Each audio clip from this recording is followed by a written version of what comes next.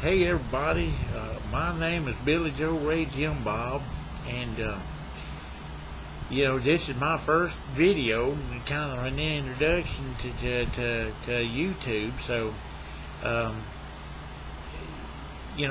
just want to start off by telling you that I know there's a lot of stuff going on the internet, a lot of conspiracy stuff. And, a lot of people look at us as kind of knuckleheads about the conspiracy stuff, but there's a lot of stuff to it. And I'm going to tell you a couple of stories about me. I mean, you can look at me and tell that something ain't quite right. Well, that's because I was involved in a couple of accidents back in the late 70s. I was in the Navy. And I was in the nuclear power program, and you guys are just gonna have to hold on, because this might get a little emotional for me, because you can see that I've suffered greatly. But I'm gonna tell you the story.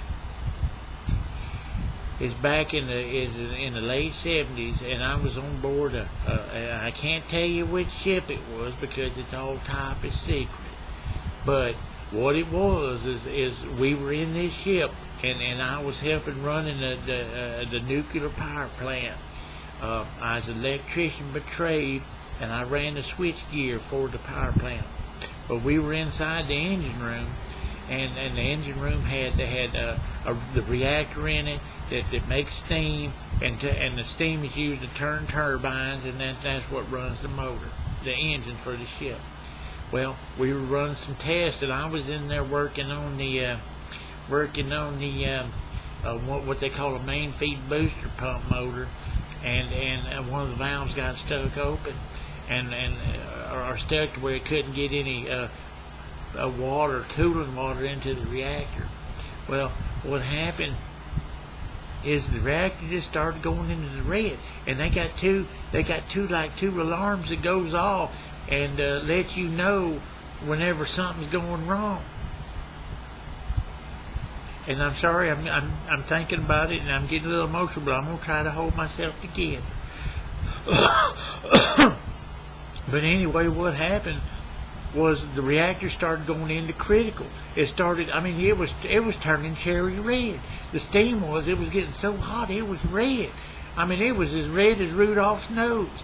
But what happened was the first alarm went off. Well, when that first alarm goes off, that means that all the non-critical people that are in there have got to get out, and before that second alarm goes off good. When that second alarm goes off, you got like 15 seconds to get out.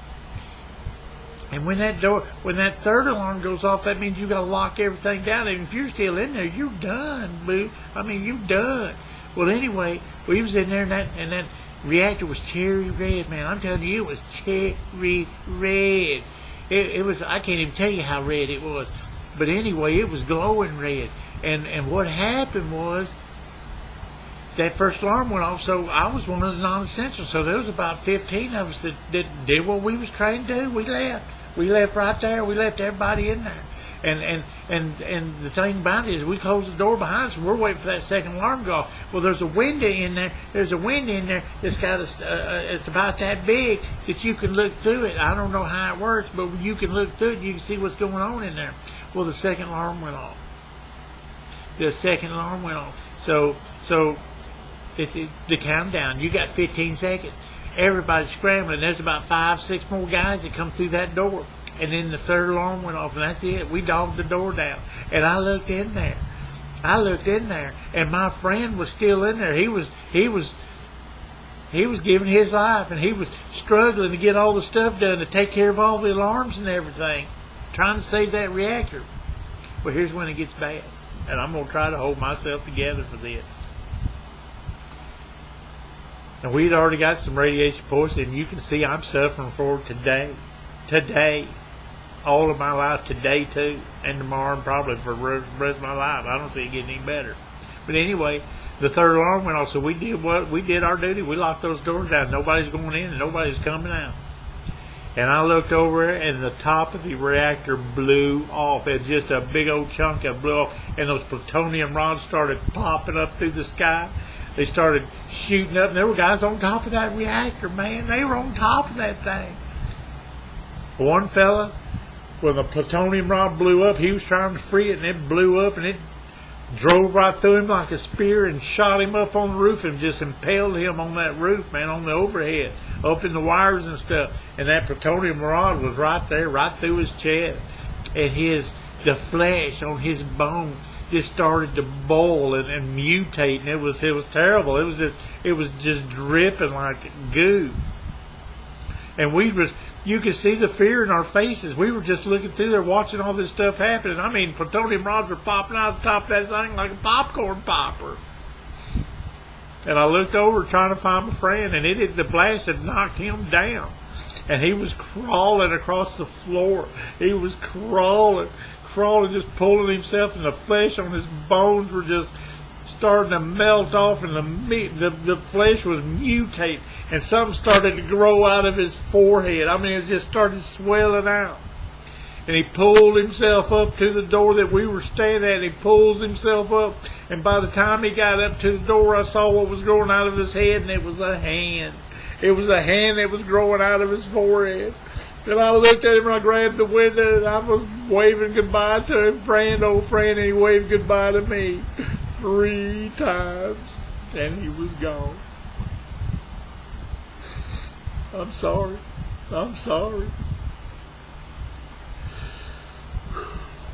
Well, I tell you what, that's the end of this message. I got other stories to tell you, but I want you guys to know that was a conspiracy. I'm sure it was some kind of conspiracy, and we was used as guinea pigs, and I'm not the only one. I mean, look, I got teeth that's falling out. My jaw's all swollen, my neck's all swollen, my shoulders just don't look at these arms. They don't even look like arms anymore. They just look like old twigs. I'm sorry. I'm sorry. Till next time.